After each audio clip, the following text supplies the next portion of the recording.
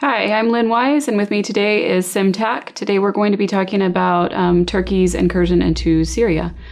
So Sim, this weekend, Turkey's pushed further into Syria. What are its goals? What does it hope to achieve? Well, there's two ways that we can look at these Turkish goals. One is the more immediate short-term military goal that Turkey has pronounced here, which relates back to the safe zone or buffer zone that Turkey's been talking about for a really long time, where we're really talking about Turkey and the rebels that are along with it wants to take control of the area between the Euphrates River and Azaz, one of the towns on the border between Syria and Turkey, and push that south towards the cities of Manbij and Elbab, basically creating a buffer zone that not only keeps away any of the Islamic State activity from the Turkish border, but also to potentially provide an area inside Syria that might act as a safe zone for refugees, so that Turkey is not forced to take on all of these refugees into like proper Turkish territory, but can actually keep them in refugee camps inside Syria. So that's the more short-term concept here of this whole operation. The longer-term goals, obviously, are many, where we are looking at an era where Turkey starts to expand its influence throughout the Middle East, and starts to actively act on that militarily as well. This specifically relating to Syria, though, this means that they want to settle the Syrian war in a manner that is beneficial to them. They've never been big fans of the Assad regime. They would much prefer to see the opposition government take control of Syria, or at least of big parts of it. And then second to that, there is the Kurdish issue, which has proven very difficult to handle in the midst of this whole conflict.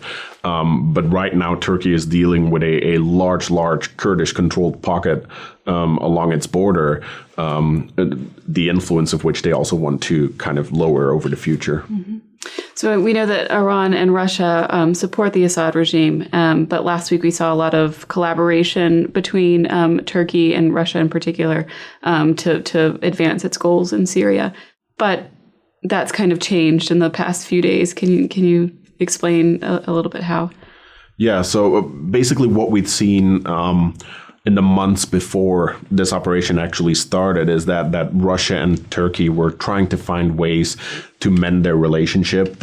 After Turkey shot down one of the Russian fighter jets over Syria, there was a break in that relationship, which made it very difficult for Turkey to operate or try and go operate inside Syria, as they had no guarantees that their forces would not be targeted by Russian forces. Mm-hmm. So that's one of the things that we believe Turkey and Russia have actually been able to find a common position on. But at the same time, it doesn't look like there has actually been a significant alliance that's been built involving Russia and Turkey, possibly even Iran.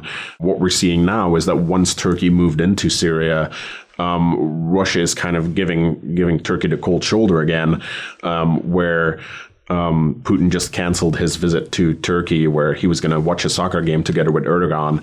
All of this shows us that, the degree of coordination between Turkey and Russia is still at a minimum, the minimum that was required for Turkey to be able to safely operate into Syria. But it doesn't look like there's much of a longer term common goal there. You mentioned that one of Turkey's concerns is Kurdish militancy.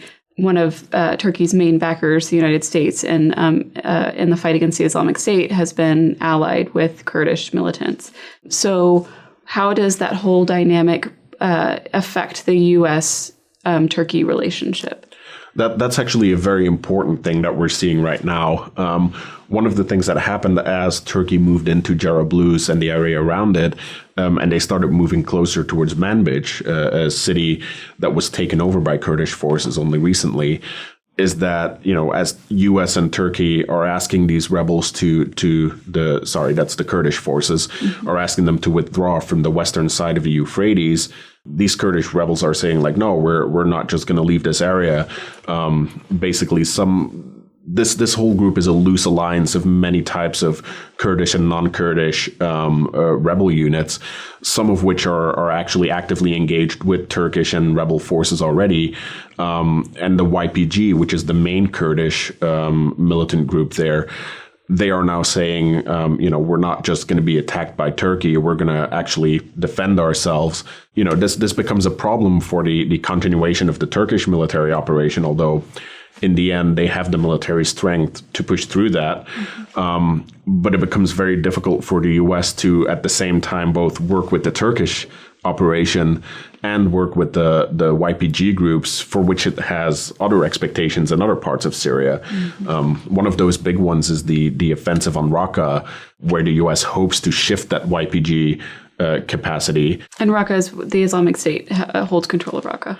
Exactly. Raqqa is kind of the capital to the Islamic States. It's further down on the Euphrates River. Now, if we don't have the YPG forces shifting their forces from Manbij to Raqqa, or if there is such a break in that relationship between the U.S. and the YPG to the point where they wouldn't have U.S. support for that offensive, the success of such an offensive would be expected to be very low. So that would be a kind of a win for the Islamic State. It's a difficult and complex situation.